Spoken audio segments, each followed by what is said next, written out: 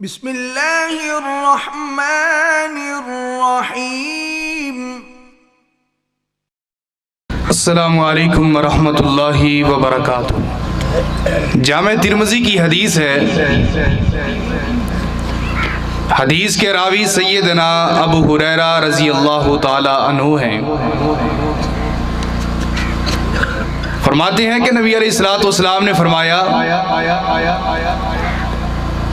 मेरी उम्मत में से 70,000 का मजमा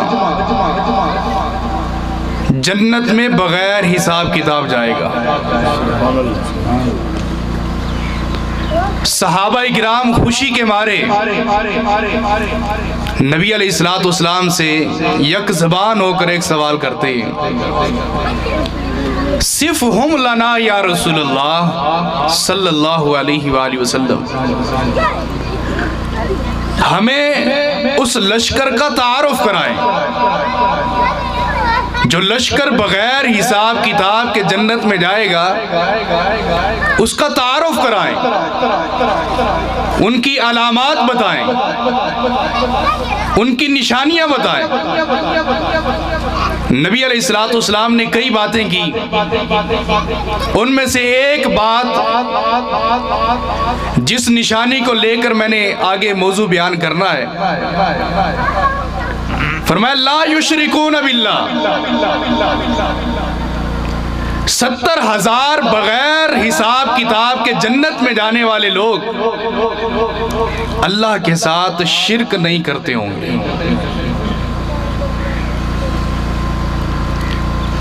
धुंधी के इस इलाके के अंदर रहने वालों, जहां पर जानवर पानी पीते हैं, उस पानी को पीने वालों, सफेद पगड़ियों वालों, सफेद दाढ़ियों वालों, खुश हो जाओ तुम, वो खुश नसीब हो जो अल्लाह की गैरत के अंदर चैलेंज नहीं करते। तुम्हें शहर का पता हो या ना पता हो, तुम्हें ज़कात के मसाइल याद हो कि ना याद हो, लेकिन रब की इज्जत की कसम है, इन सफेद पगड़ी वाले और सफेद दाढ़ी वाले अल्लाह की अदालत के अंदर शिरक नहीं करते। अल्लाह इस नेकी को सामने रखते हुए हमें भी इस लश्कर के अंदर शामिल फरमाया कि अल्लाह के साथ शिरक नहीं करेंगे। ये उनकी निशानी होगी।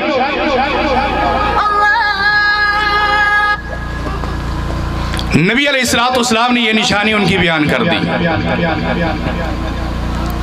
रमज़ान मुबारक की आमद है, चंद दिन बाद रमज़ान मुबारक का चांद नजर आएगा।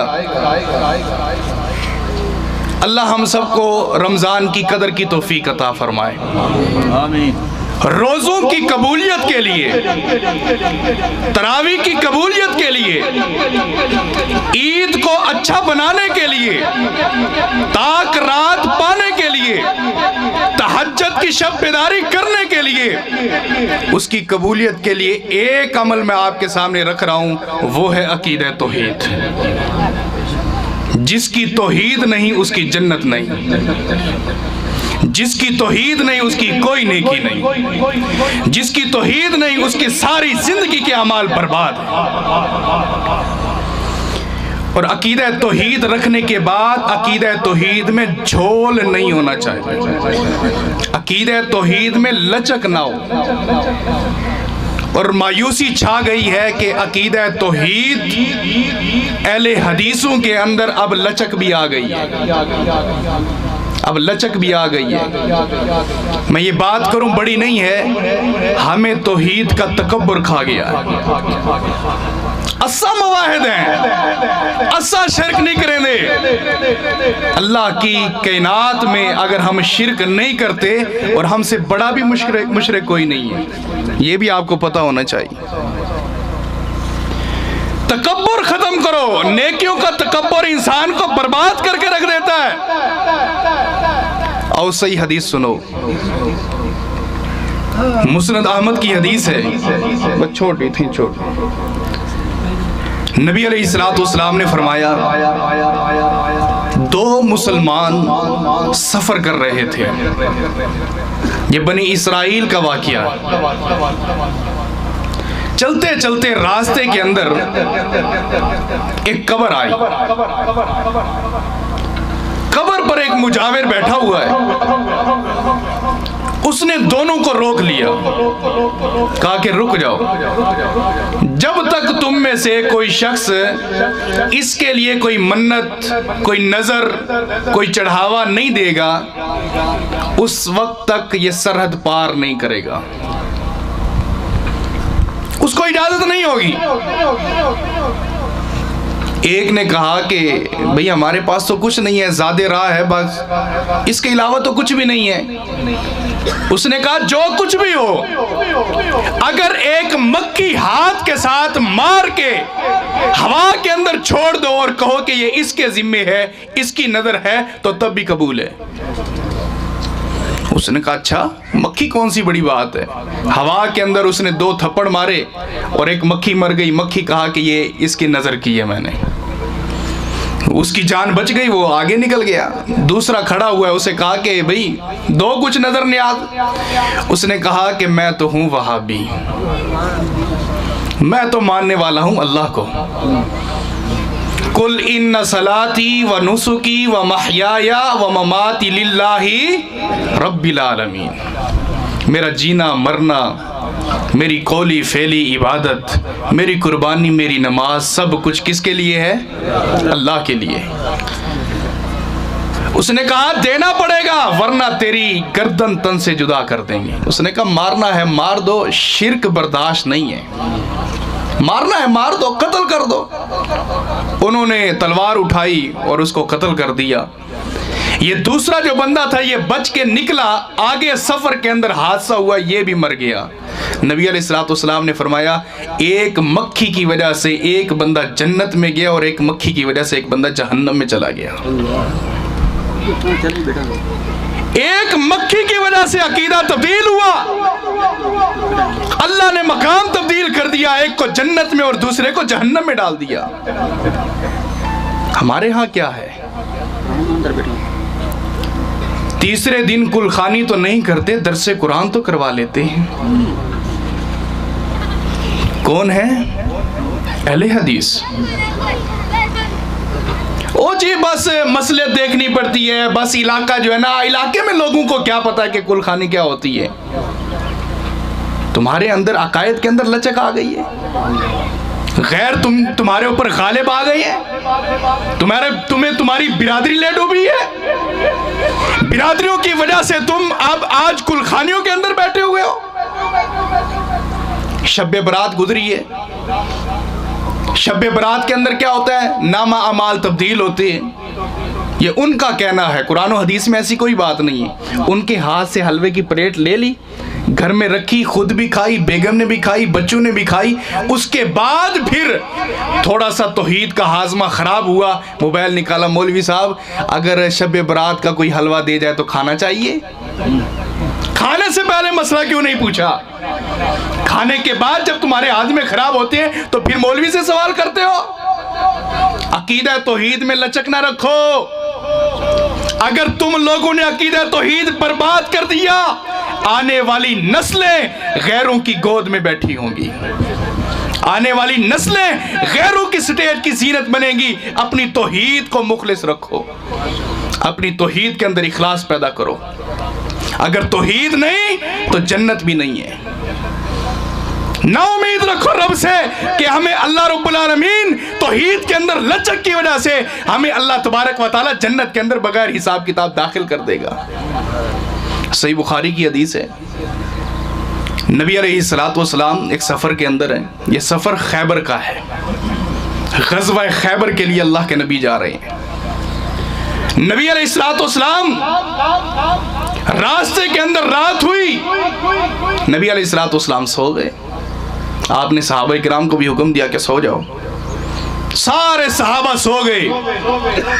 फजर की नमाज करीब हुई, नबी अलैहिस्सलाम ने सबको खैमों से निकाला और फरमाया कि आओ फजर की नमाज पढ़ते हैं। फजर की नमाज के लिए अल्लाह के नबी अलैहिस्सलाम तशरीफ़ लाए, फजर की नमाज पढ़ाई। फजर के बाद आप अलैहिस्सलाम ने फरमाया आज की रात जो बारिश हुई है, जो अल्लाह ने बारिश भेजी है, आज की रात इस बारिश की वजह से कुछ लोग मोमिन ठहरे और कुछ लोग ईमान से निकलकर कुफर की घाटी में उतर गए इस बारिश की वजह से।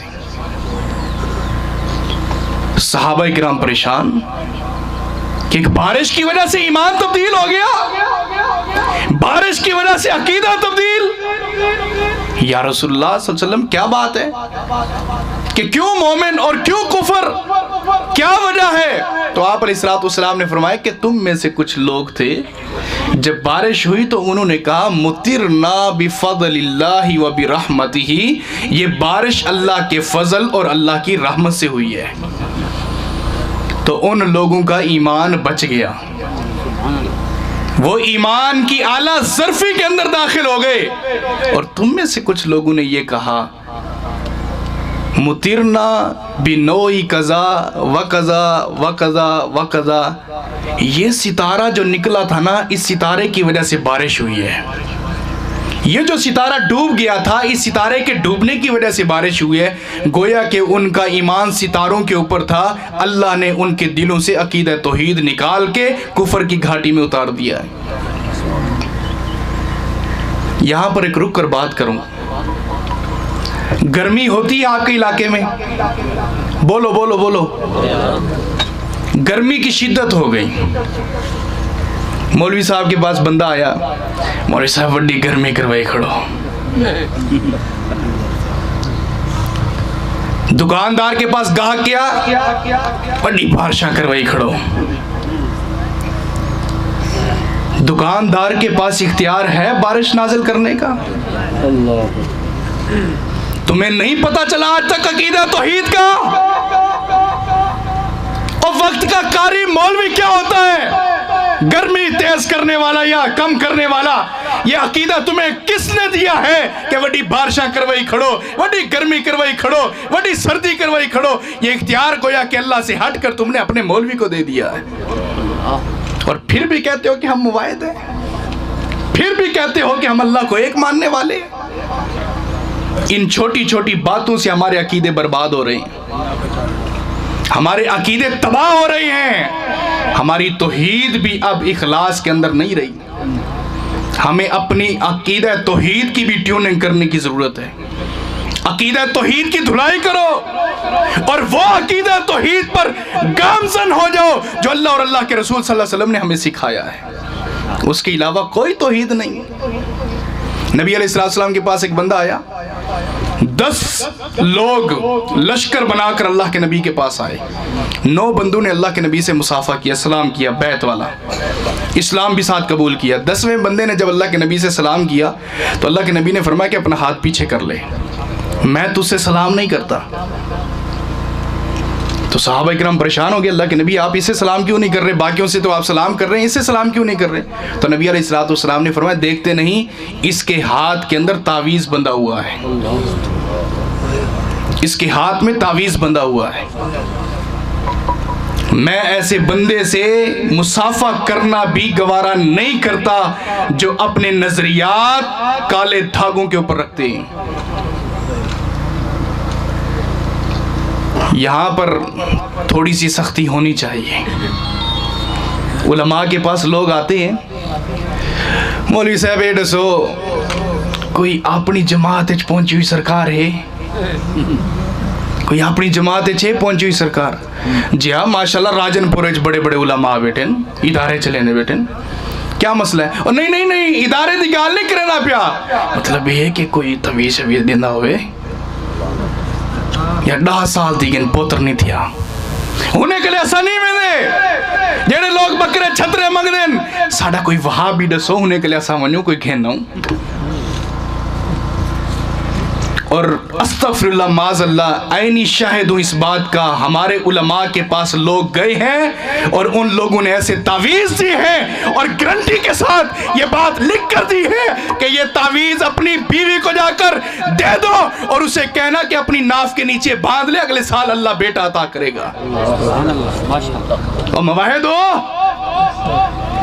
और तौहीद है तुम्हारे पास, तुम्हें अकीदा तौहीद अहले हदीस कहते हुए भी हमें शर्म आती है। तुमने ज़ेरे नाफ अल्लाह का कुरान बनवा दिया, गैरों से तवक्को रखते हो, अपनों से ये उम्मीदें रखी हुई हैं। कोई पहुंची हुई सरकार नहीं है। अगर ये पहुंची हुई सरकारें बन सकती हैं तो रब्बे काबा की कसम है आसमान से लानतें भी नाजिल हो रही हैं।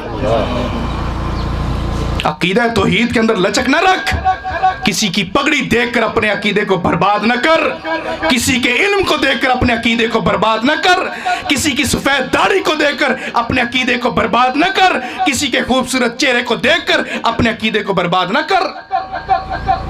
अब्दुल्ला बिन मसूद रजी अल्लाह तआला अन्हु, इनके घर के अंदर इनकी बीवी को खसरा की बीमारी हुई, बुखार हो गया। अब्दुल्ला बिन मसूद रजी अल्लाह तआला अन्हु घर में तशरीफ लाए, सफर पे गए हुए थे, वापस लौटे, आकर पूछा क्या हुआ? कहा कि मुझे हमसाई ले गई थी एक औरत के पास, उस औरत ने मुझे एक धागा दिया है, वो धागा अभी तक मैंने बांधा नहीं है, आपसे इजाजत लेना चाहती हूं, अगर आप इजाजत दे दें धागा पहन लेती हूं। उस औरत ने कहा है कि जैसे धागा बांधेगी अल्लाह तेरी खसरे की बीमारी को दूर कर देगा। आपसे इजाजत लेना चाहती हूं, धागा बांधूं या ना बांधूं? अब्दुल्ला बिन मसूद ने यह नहीं फरमाया कि बांध या ना बांध, सवाल यह था बांधूं या ना बांधूं। जवाब यह मिला अगर तूने अपने हाथ पर यह बांधा अब्दुल्ला बिन मसूद की तरफ से तुझे तलाक। मुशरिका औरत साहब ये रसूल के बिस्तर की जीनत नहीं बन सकती। अकीदा तौहीद तो हमारे असलाफ ने यह दिया था और तुमने उस अकीदा तौहीद की धज्जियां उड़ा के रख दी। अकीदा तौहीद को तुमने बर्बाद करके रख दिया। तुम लोगों से उम्मीद रखी जाए अकीदा तौहीद की? आलिम जब भी तावीज के मामले के अंदर आएगा अल्लाह इज्जत की धज्जियां उड़ा के रख देगा।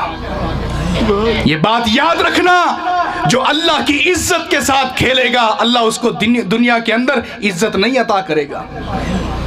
और उन लोगों के पास जाया करो जिनके पास अकीदा तौहीद है। सिर्फ मसाइल की गर्ज से औलादे लेने ना जाया करो। और मैं ये बड़े अफसोस से बात कर रहा हूं कि अहले हदीसों के अंदर ये बीमारियां जिन्नात की पता नहीं कहां से आ गई।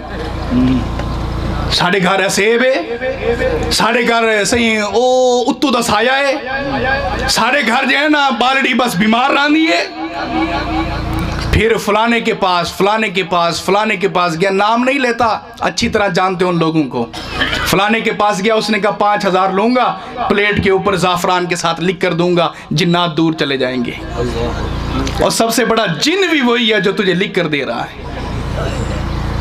इन लोगों से बचो, ये अकीदा तौहीद को बेचने वाले दुकानदार लोग हैं।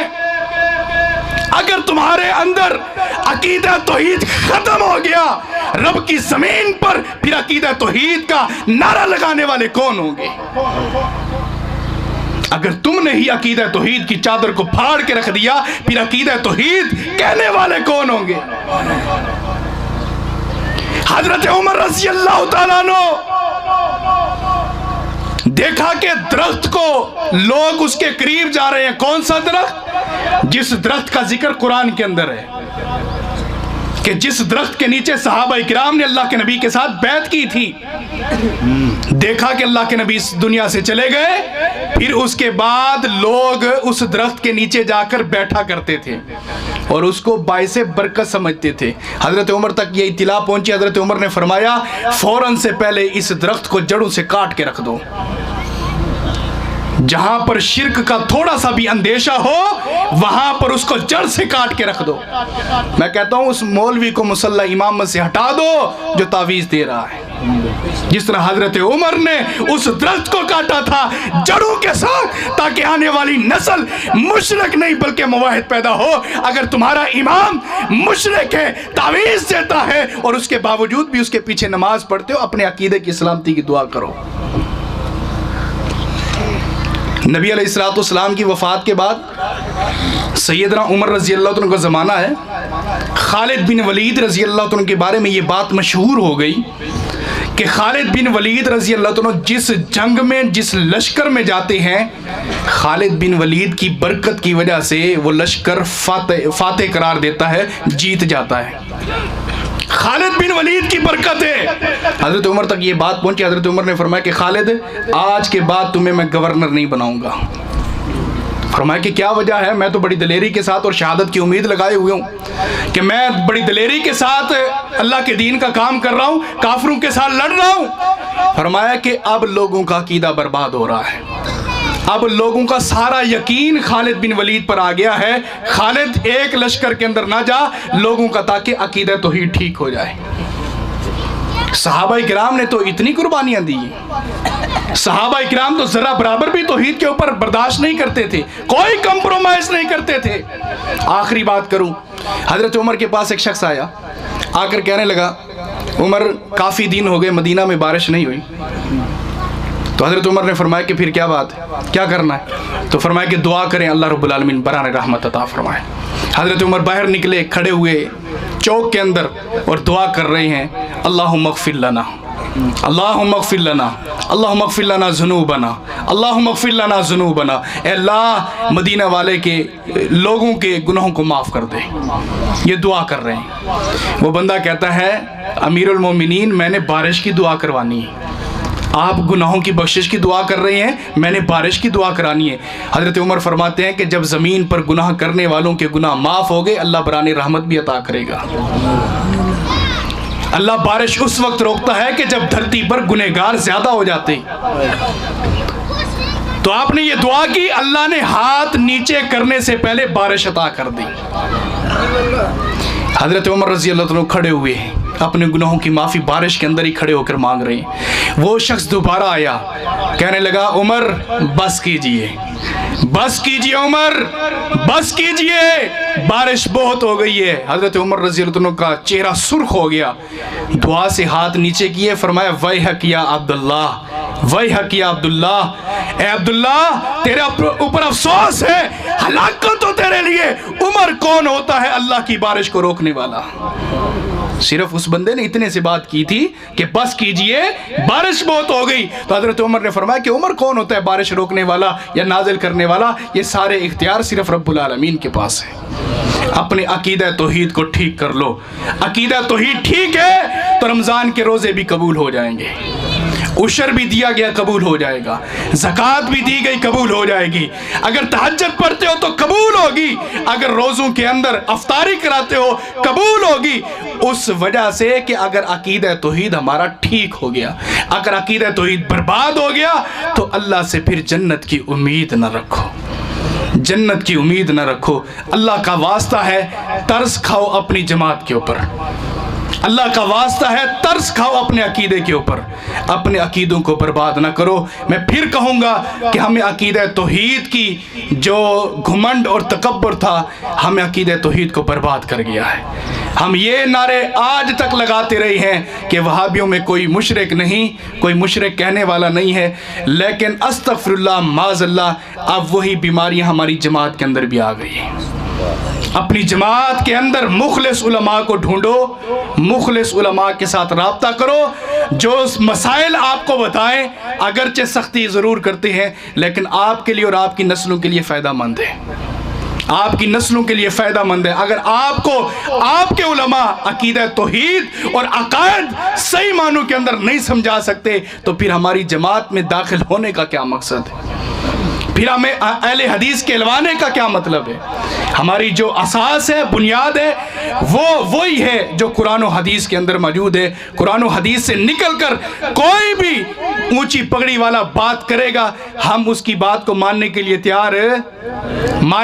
तैयार नहीं है। हमारे अहले हदीस के दो उसूल, पीछे से भी आवाज़ है, अहले हदीस के दो उसूल, बस यही ज़िंदगी है और यही मौत है।